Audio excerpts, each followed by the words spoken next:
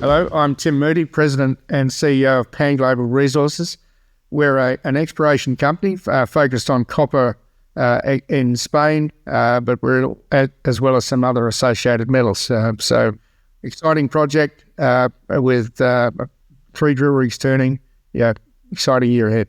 The associated metals being gold, which is also rather topical at the moment, Tim. Well, good to see you. Happy New Year to you. We saw the recent sort of drill results come out, so obviously some nice stuff happening at the end of last year. So I'm going to focus on that today, if you don't mind. So I'm going to kick off with, can you sort of elaborate on the kind of geological rationale behind selecting the Providencia and the Profunda target drilling? And I guess what I'm really after is what were the kind of key indicators that kind of made these priority for you? Yes, well, this project, a new project, opportunistic project, if you like, up in northern Spain, in an old historic mining area. There were a couple of known sort of pipe-like breccia bodies that produced very high-grade copper, nickel, cobalt concentrates. There was a small smelter near the Providencia mine.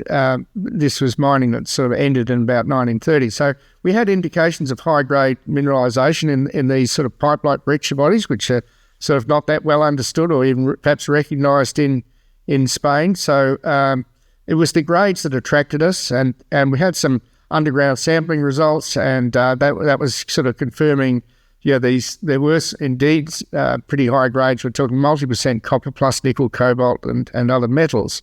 These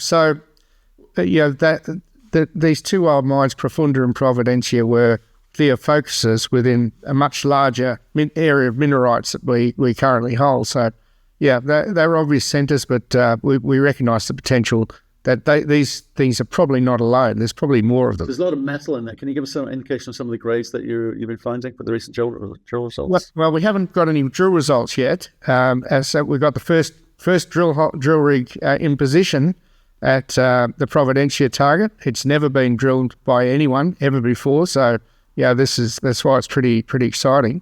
But the underground sampling was showing, if I remember correctly, sort of average for 22 samples, over 2.5% copper, plus near percent levels of nickel, cobalt, and a bit of precious metals as well. So the Profunda target has had less underground sampling, and that's something we've been addressing with the recent work. Only 8 samples, but that averaged nearly 10% copper. Again, with this same suite of copper, nickel, etc. Really unusual concentrations. Let's say I describe it as like a treasure trove of metals. It's which is part of the appeal, of course. Right. Okay.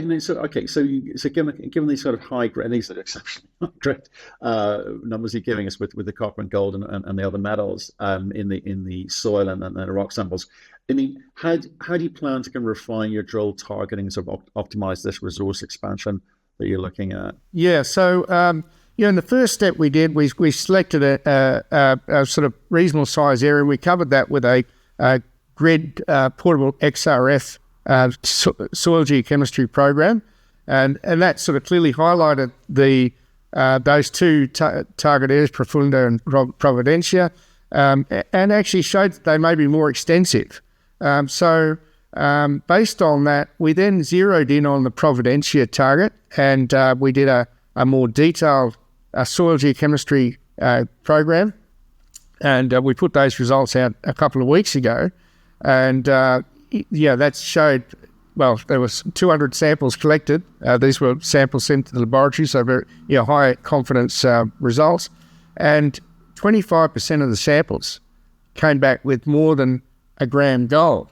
In fact, averaging about over 5 grams gold in soils, mind you. So this was quite special, including a number of samples running over 20 grams per tonne gold in the soil. This was up dip from mine workings, away from dumps, outside of the old Providencia mine workings. So we thought, well, this is pretty interesting, and we've been following that up with what we announced earlier this week, which was some trenching and some channel sampling in a couple of old exploration adits. Right, so you're kind of referencing some historical data was kind of informing decision making, but well, this was new data. Oh, this is the new. No, but Our own survey, own survey information. We've only that portable XRF survey only covered less than 5% of our entire area, but this is our work. Gotcha. Very systematic exploration, really, in this area. We took a window in the 5,700 hectares we had, covering those two prime targets, if you like, Providencia and Profunda, and a sort of an area around them. And based on that, we zeroed in on Providencia with a more detailed soil sampling program, multi-element soil sampling program, with the samples all being sent to a laboratory rather than the portable XRF, so that we could get the gold and a bigger suite of metals.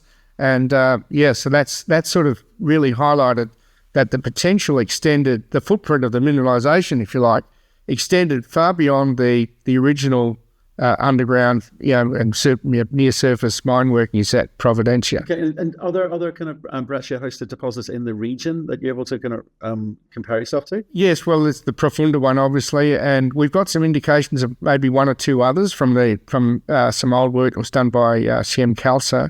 And then there's a project up to the north called Aramo, which looks to be a similar type of deposit, perhaps not as big as the ones that we've got, but it's similar suite of metals.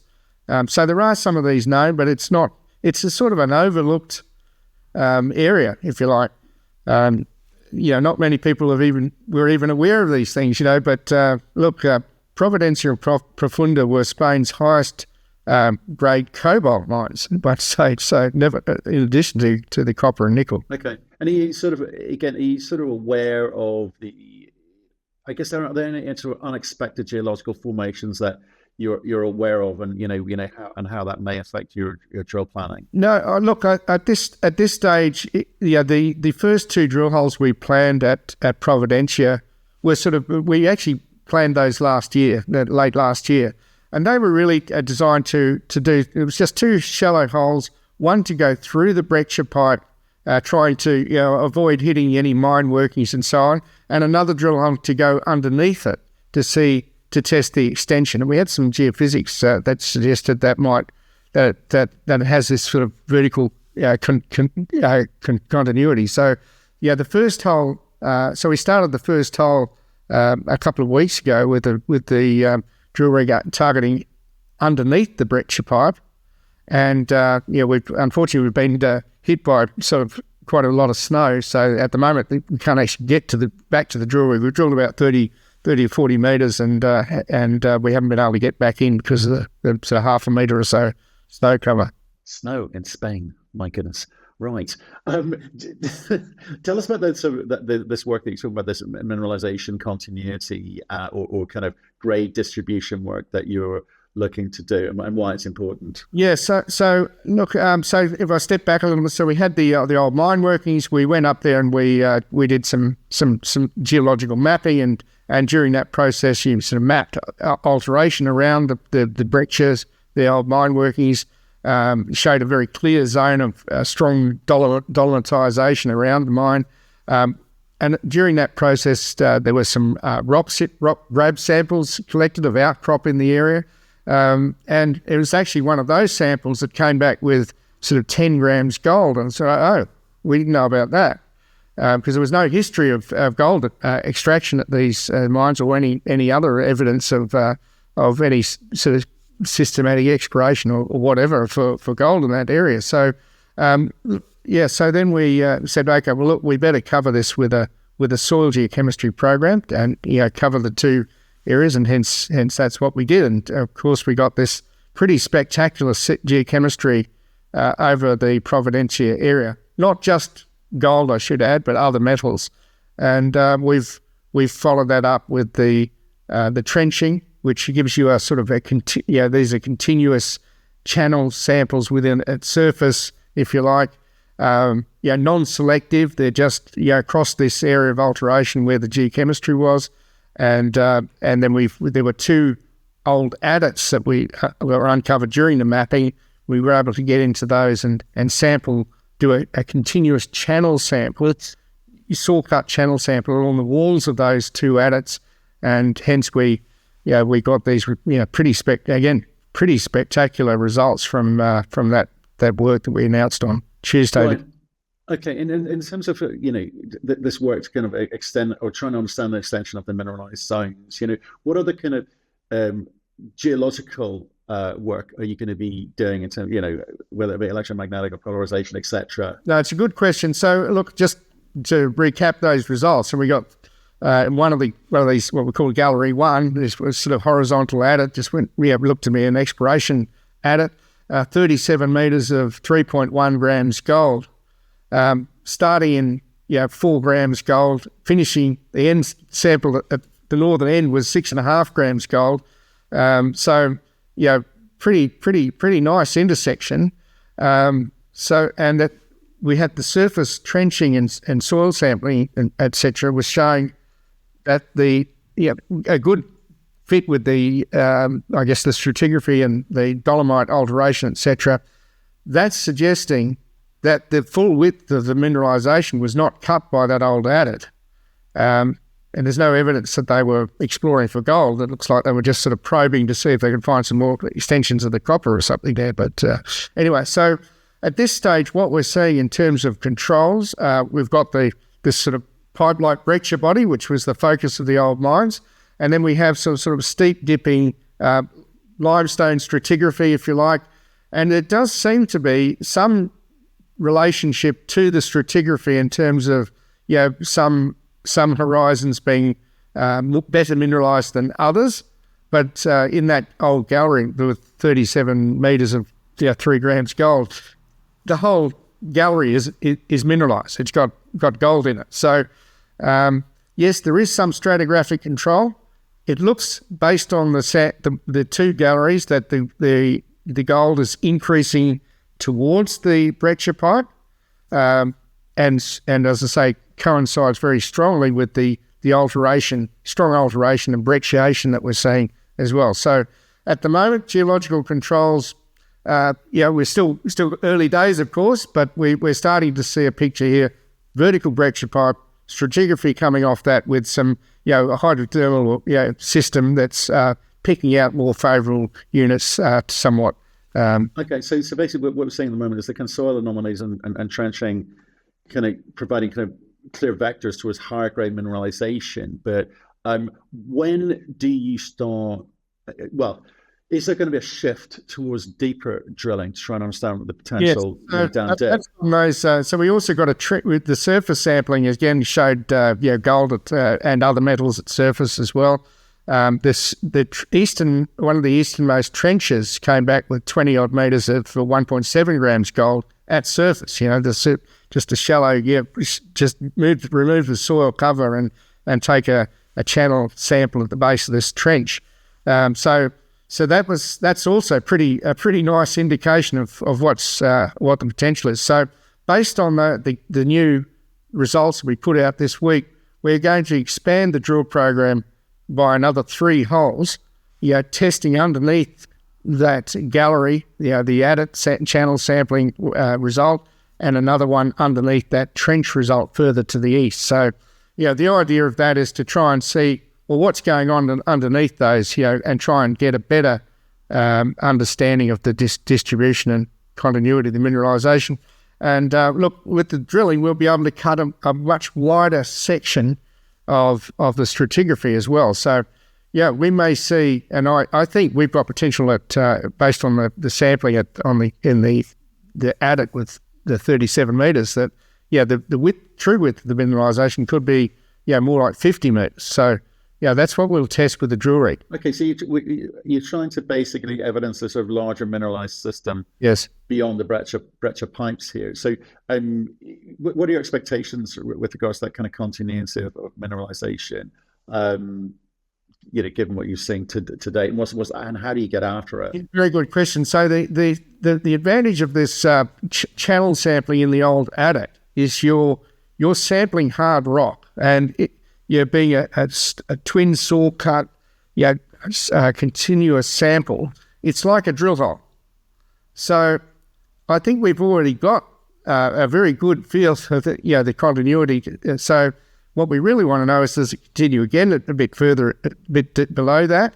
And does it extend beyond the extent of that underground channel sampling. So it's at this stage we're still trying to we want to better understand the distribution of the mineralization, the geometry of it, etc. Is there another breccia pipe? Is this alteration and gold that we're finding, which looks like a halo of a gold halo to the breccias, is some of the other multi-element chemistry indicating that maybe there's another breccia pipe, very close by to the main Providencia breccia pipe. Right, and obviously, I guess some of these breccias the breccia deposits can sort of extend to a kilometer or so at depth. So there's a lot of work to be done. So I guess the question for you is, like, how does one go about building up? And I know it's early days. It's a silly question to be asking you so early, but you have got to have a sense in your mind about what the market's telling you, and therefore how much drilling before you can get to a point where you can even think about putting some MRE together. So how does it work with breccias? Yeah, well, so often they can have quite a big vertical extent. I mean, these are a little bit different to, say, some of the porphyry associated breccia pipes. I guess one of the analogues for this that we're considering here is the Sumeb deposit in Africa, famous, very high grade mine that extended from surface for 1.8 kilometres vertical depth. So, these things can have pretty big vertical extent. I think the widths of that breccia pipe was sort of 20 to 120 metres or something thereabouts. We're looking already at a footprint that's bigger than that. So, fingers crossed here. Not every ore body is going to be the same. I expect it'll be different to some extent to Sumeb, but at the moment that's a pretty good indicator of the style of mineralization, the sort of geometrical things that we need to consider, etc. Right. Okay. And obviously, given what you've learned last year in terms of market reaction to results, you put out some spectacular results last year, and it kind of was like a shrug of the shoulders. It seemed, from retail anyway. Obviously, you've been able to go to market and raise money because I think people know what you've got here. How, in terms of testing areas outside of Providencia and Profunda, etc., you've got a big land package, like 5,500 hectares or so. Are there any other areas that are showing promise? Would you target them with your cash, or do you think get focused is the right strategy? Yeah, look, it's a pretty low cost program that we're running up at this northern project. It's still our flagship project is the Escacena project and the Iberian Pirate Belt to the south. But look, so this is pretty low cost work we've been doing. The drilling that we're planning is against this. They're not deep holes, so we planned about 1,200 metres, or at least budgeted for about 1,200 metres of drilling in that area. So we're well within that still with the program that we've got planned. Look, I think that portable XRF survey that we covered, that's given us a number of targets already, and based on these results to date, we're clearly going to. There's a case for exploring a much wider area to see if Providencia and Profunda are the biggest and best there, or is there something even better out there? And so to test that, we had the opportunity to fly with a helicopter electromagnetic and magnetic and radiometric survey, because there was some surveys going on in the area. So we've saved on some logistics costs by taking advantage of the helicopter being in the area. So we've flown most of our area, and that's, if you like, and help fast track the exploration program to perhaps identify some other target areas in this sort of, it's more mountainous country there than what we're used to down in the south. Right. Okay. So you're starting to give us a little bit of insight in terms of some of the structural controls of the mineralization. What else is sort of influencing your sort of drill planning, your drill orientation or targeting? Yeah, I think, look, step by step. I mean, Providencia is showing a lot of promise. It was attractive, never been drilled. The grades are spectacular. These early results that we've been turning up this year, again, pretty astounding. And look, step by step, let's see what this first phase of drilling delivers, and then we'll take it from there. But look, if it continues as it's going, I can really see this demanding a much more extensive program to really look at the dimensions and test the vertical extent of this thing as well. But in the meantime, we're starting to get a much better understand what perhaps the structural controls are, what are the lithological, the geological controls, and it's clearly moved from being something that let's say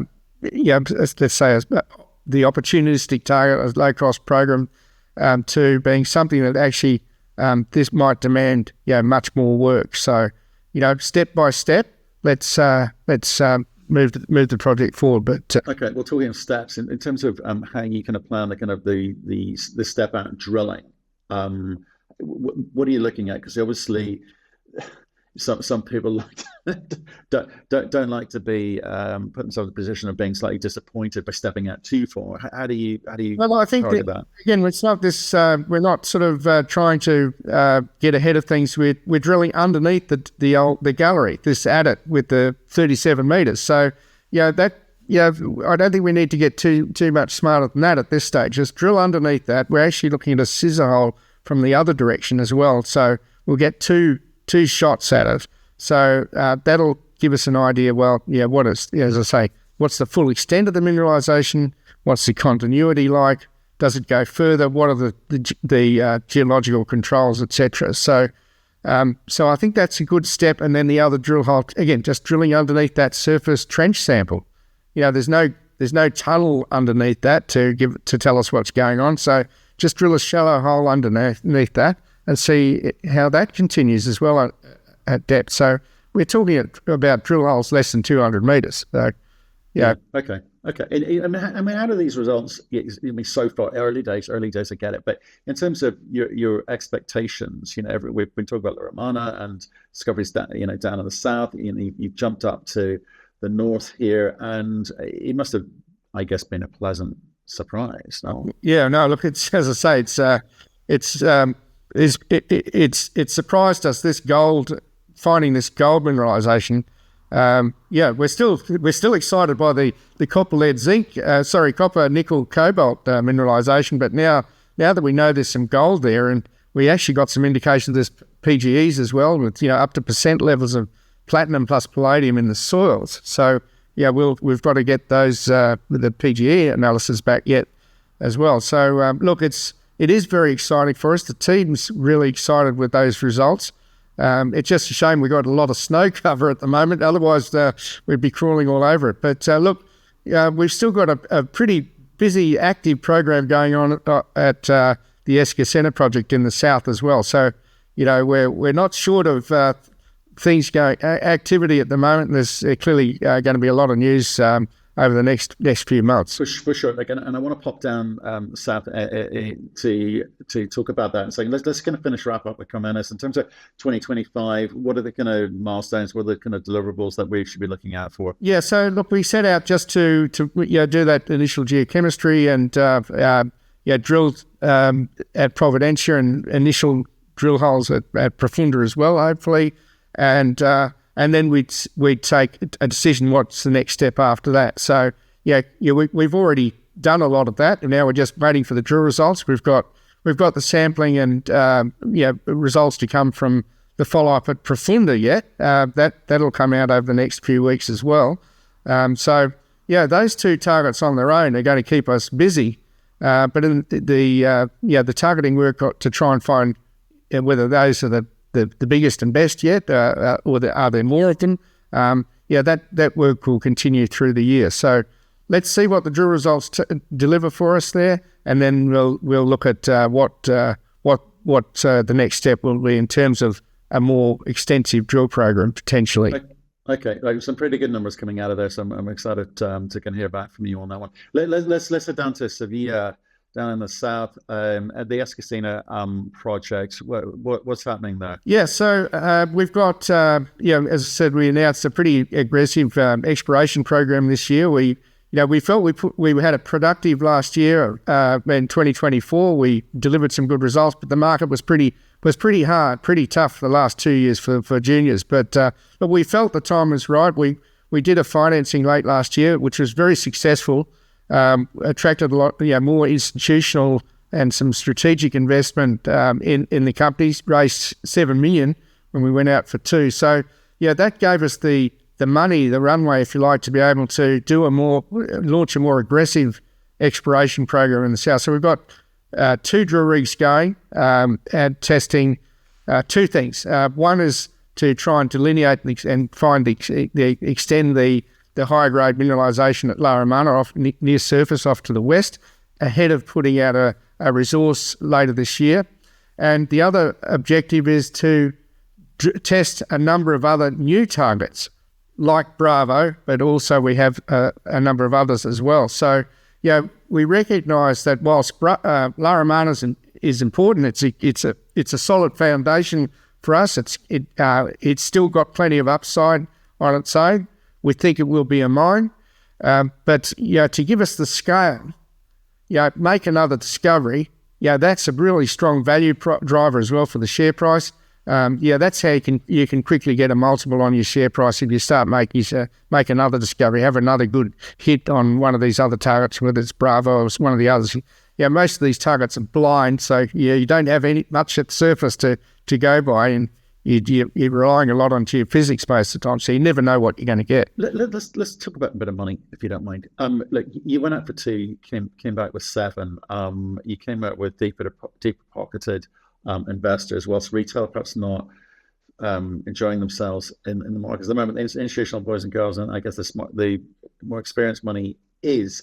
What do they want from you? I get you're in Spain, you're in Europe, big infrastructure projects, critical minerals, all of that sort of stuff. But what is it that they bought into that you kind of got oversubscribed? Yeah, so most of those things you mentioned, I mean, we've really had a strong response over the last 2 financings from Europe. We've targeted that the European investor base. We felt we've got a project in Europe. It's logical that we should be trying to attract more European investment. And I think having a copper project in Europe, something that can be brought to production potentially within by the end of the decade, let's say, or something that a critical material in Europe, it really gives us a big advantage. So I think that's been attractive. The fact that we've got something near surface in a favourable, stable mining area where mining is generally welcomed, you've got a supportive administration, all those sort of things. It's de-risked. It's much lower risk, let's say, than many other copper projects in much more difficult locations. Also, when you consider that most mines are getting deeper, more technically challenging, etc., and in let's say more risky jurisdictions, having something in a mining-friendly area, surrounded with great infrastructure, surrounded by other operating mines with a supportive administration, etc., is a big advantage. So that's really attracted people. The fact that we've got our hands on, we've got something already, in the bag, if you like, with Laramana, with plenty of upside on that. So that's one set of attraction. The second is that we've actually got a whole suite of these other targets that could deliver us another discovery. We showed that we can make another discovery with the drilling we did on the Cañada Honda target last year, which we're not forgetting. It's a very big target, 3 kilometres long, but it's much deeper, so more expensive to test. In the meantime, we've got a number of others that are much nearer to surface that look very attractive. So I think that's also been part of the appeal for the institutional and other investors that came in on the last financing. And never mind that we also did introduce this project to the north. So look, some investors like that idea as well. So look, I think it's, if you boil it down to 3 things, we've got a deposit advanced already in a great location. We've got a whole suite of other targets nearby that could quickly multiply the potential resource that we've got in that area. And we've got a new opportunity on something else, which, again, copper-focused in Europe. I think what more could you ask for?